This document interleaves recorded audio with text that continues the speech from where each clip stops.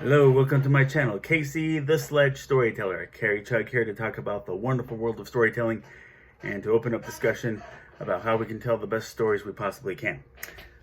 So, last week we talked about the superhero Silver Age, and today we're going to continue with superheroes of the Bronze Age.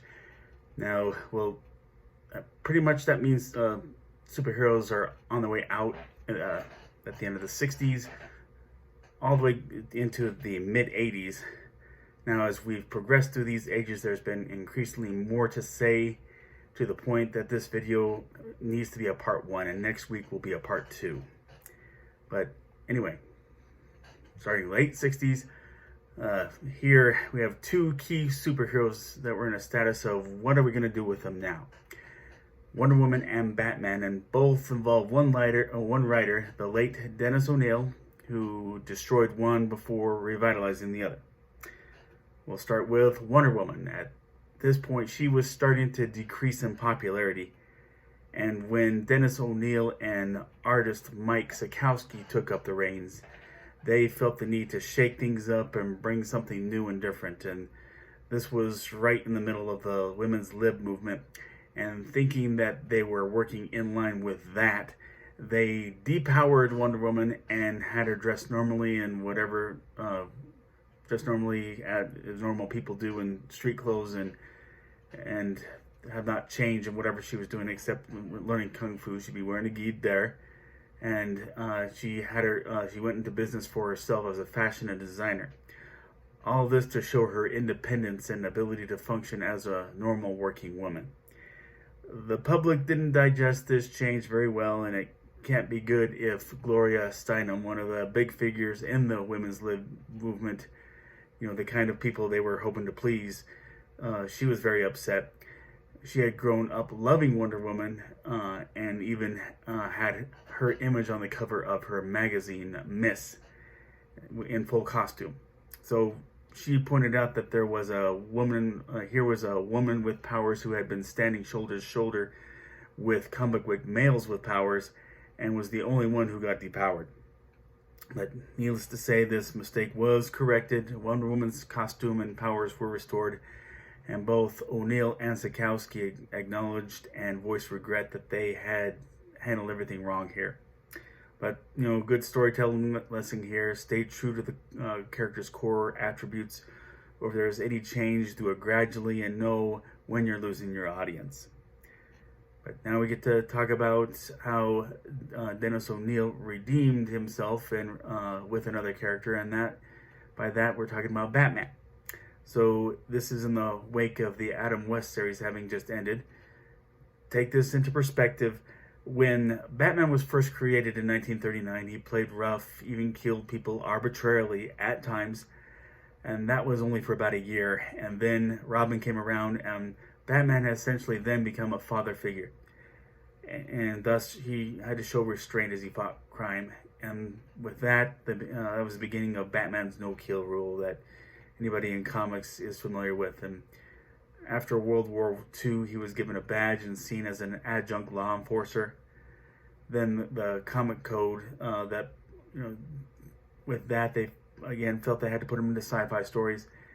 Then a short stint in detective-oriented stories before the campy era alongside the TV series. So there hadn't been any true consistency outside of his costume and skills from, going clear back to 1939 to the end of the 60s. So Julius Schwartz, he was still the editor over Batman, and he picked up Dennis O'Neil to write. And Dennis O'Neil managed to convince Schwartz to reflect on his early years as the Dark Knight and modify that under the comics code, and in the same spirit as much as possible. Now, O'Neill's often associated with artist Neil Adams during this time, but there were other artists involved such as Irv Novick and Don Newton. But here, Batman was in very serious fashion with dark macabre motifs and the occasional dark mystical villain, and also introduced my personal favorite Batman villain, Ra's al Ghul. Ra's al Ghul also counts since it's just a different dialect of Arabic. But there's no universally applied moral to that creative story, but What's helpful is that O'Neill knew what he wanted to see brought to Batman and felt the creative flow of how he could do it. So something I've always believed in, find where you feel that creative flow and go with it, because contrived efforts rarely work. But moving on, O'Neill also took up the title Green Lantern and Green Arrow. Basically, it was a superhero buddy cop series with Green Arrow as the voice of the street and Green Lantern as the enforcer of the status quo, your basic conflicting personalities. And it had two landmark moments. I'll mention just one right now and bring up the other later, and you'll see why it's kind of hard to not bounce around on these things. But up to that point in DC's history, Green Lantern had been an interplanetary defender. So here O'Neill felt he had a statement he could make. In one issue in the script, he instructed the artist Neil Adams to have Green Lantern be approached by a black man who had been through hell. Now, I'm taking this from the documentary Comic Book Superheroes Unmasked, and I'm paraphrasing here, but here the black man who approaches Green Lantern, he brings up the races of beings that he's been helping on different planets. He's been helping the blue skins, purple skins, orange skins. Why haven't you bothered with the black skins? Answer me that. So Green Lantern's head sinks and he says, I can't. So here it kind of speaks of, there may be even those who have unintentionally neglected consideration for people of other ethnicities. But both O'Neill and Adams, they spoke of growing up with racism all around them. And O'Neill felt like, again, this is Comic Book Superheroes Unmasked documentary. He said, it was probably too late for my generation, but if we can get a real smart 12-year-old and get him thinking about racism. And now this was one comic book issue and a drop in the bucket by comparison when the conversation was growing over racial equality at that time, but it was one of the major contributions in comics on the subject. Now we see even more increased diversity here among superheroes, with black superheroes, such as DC's next Green Lantern, one more Green Lantern, John Stewart, long before we had a comedian of that same name starting his career. Also Black Lightning, and even before that, Marvel had Falcon, Luke Cage, and later Blade.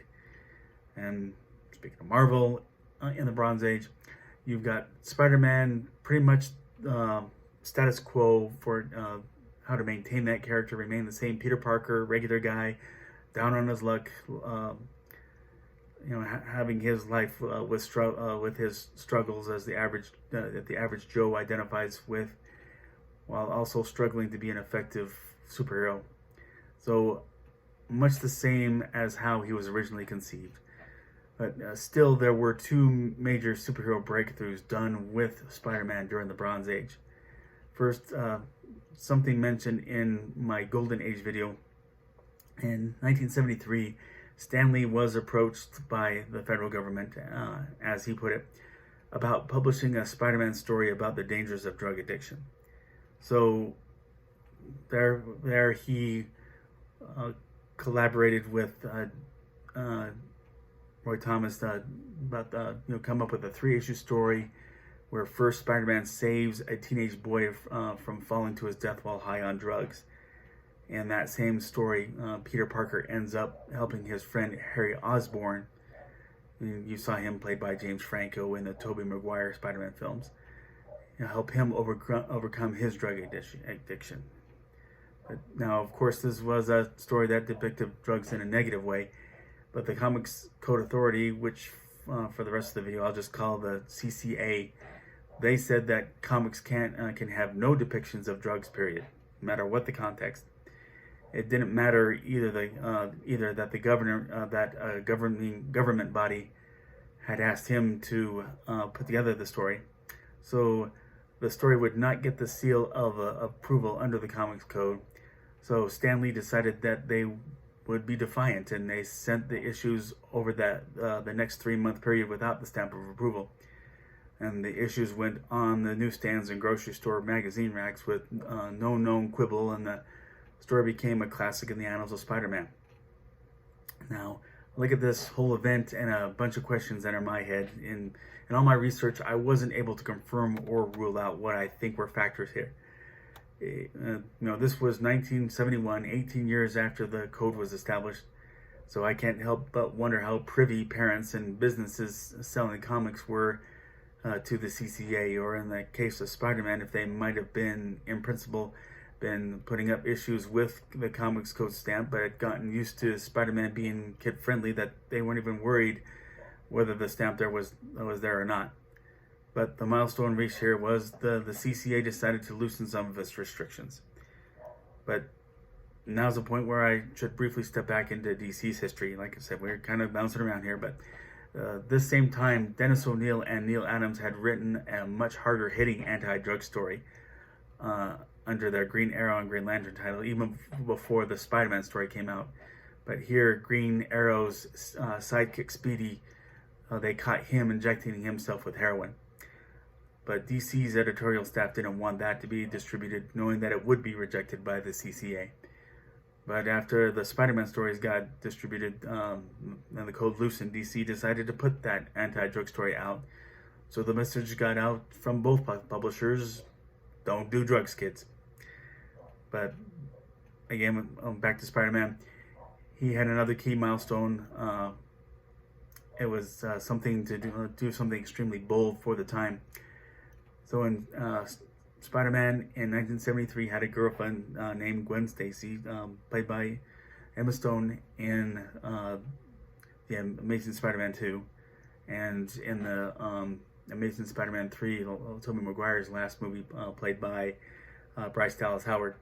But she was picked up by Green Goblin, captured after he managed to deduce Spider-Man's identity as Peter Parker, and actually dropped her off of New York's George Washington Bridge so that she would fall to her death. And Spider-Man, he managed to catch her with his web before she could land, but the momentum was so heavy at that point that it only caused her neck to snap. So for the first time in superhero history, readers got the big gut punch of a key character dying in such horrific fashion, and suddenly it wasn't taboo to bring that level of tragedy into a story. The kind of thing that storytelling needs to give the feeling of high stakes in a story. So granted, nowadays you see a lot of resurrections of even supporting characters. At some point, like in the 90s, they killed off Aunt May, but they brought her back just cause. But when they, at times they do make that a permanent thing, and it has long proven its place in the superhero world, that kind of tragedy. So, those kind of stakes I do believe are important. But, the Bronze Age, it was a time when some of the more notable anti-heroes came forth. First, in 1974, Wolverine came forth, originally conceived by the late writer Len Wein and artist John Romita, and debuted as a foil to contend with the Hulk in his title. But it was shortly after that he was put with the X-Men. Then in the early 80s, he was fleshed out by writer Chris Claremont and writer-artist Frank Miller. Also beginning in 1974, writer Jerry Conway and artist John Romita Sr. again introduced the Punisher in an issue of Amazing Spider-Man. So he had his tragic story of his family killed off by mobsters, and because they were witness to a mob hit, and that basically darkened his soul. That's his whole story there.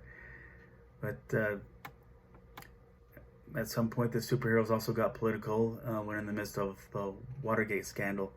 Writer Steve Englehart, he had Captain America go up against what was called, a fictional group, the Secret Empire. It was a militant group conspiring to take over the U.S. government.